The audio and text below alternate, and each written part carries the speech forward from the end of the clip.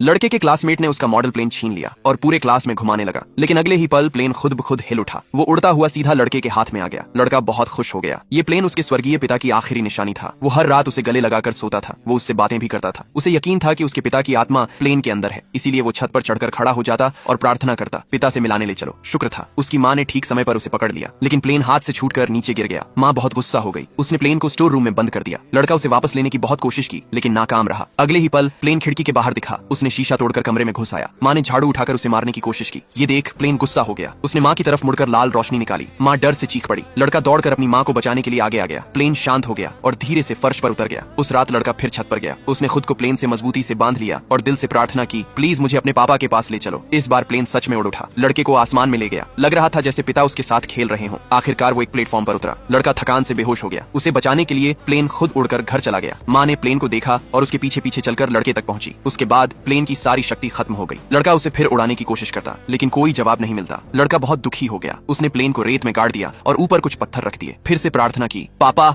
मेरे सामने आ जाओ। चमत्कार हो गया। प्लेन रेत से गायब हो गया और उसके पीछे पिता खड़े थे। लड़के ने उन्हें जोर से गले लगा लिया। दोनों पूरी रात समुद्र किनारे बैठे रहे। पिता ने कहा, मजबूत बनो, अपनी माँ का ख्याल रखना। फिर पिता एक छोटी नाव पर सवार होकर चले गए। लड़का नहीं रोया, बस हाथ हिलाकर विदा किया। पिता एक तारे में बदलकर आसमान में चमकने लगे, हमेशा के लिए लड़के के साथ रहने के लिए।